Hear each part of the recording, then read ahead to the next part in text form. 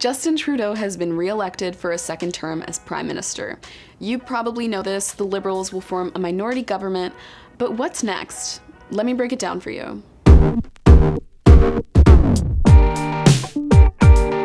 There are a bunch of really interesting things about this new government. One big question is how long Justin Trudeau gets to remain Prime Minister. Conservative leader Andrew Scheer has already spoken about the fall of the Liberal government just hours after the Liberal minority was predicted. And the answer is, who knows? In a minority government, the opposition is allowed to call for a vote of no confidence pretty much at any time, which would mean that the Prime Minister's leadership is being called into question. If the vote gets enough support, it means Parliament has lost confidence in the leadership. Then either the Governor-General chooses to invite another party or coalition to form government, or chooses to dissolve Parliament and calls another election. For the past 4 years, Justin Trudeau has enjoyed the benefits of a majority government. Any legislation brought before the House would most likely pass due to the majority of MPs being Liberals. But after failing to secure a majority of seats in this election, any legislation would need to be passed through a confidence and supply deal. This means members of other parties would have to support the Liberals on individual pieces of legislation in order for anything to be passed. There were also some very interesting questions about party leadership on all fronts. All parties but the Bloc Québécois and the Liberals didn't perform to the expectations going into the election, which means their leadership is being called into question.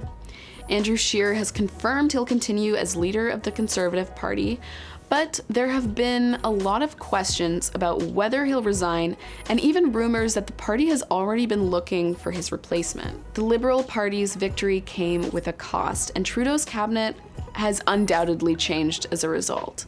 Ralph Goodall, the only Liberal MP in Saskatchewan and former Minister of Public Safety and former Liberal Deputy Leader, has lost his riding to Conservative Michael Cram. On the flip side, Lisa Raitt, Deputy Leader of the Conservative Party, also lost her seat as an MP in Milton. She lost to Liberal and former Olympian Adam von Coverden. These two losses are significant as the Liberals lost a longtime member of Parliament and representation in the West, and the Conservatives lost a notable female leader in their party. Then there was Jody Wilson-Raybould. The MP held on to her Vancouver Granville seat, but this time as an independent, after her dismissal from the Liberal caucus in the aftermath of the SNC-Lavalin scandal. The NDP suffered considerable losses, securing some 24 seats by the end of election night, a far cry from the 39 held by them when Parliament dissolved.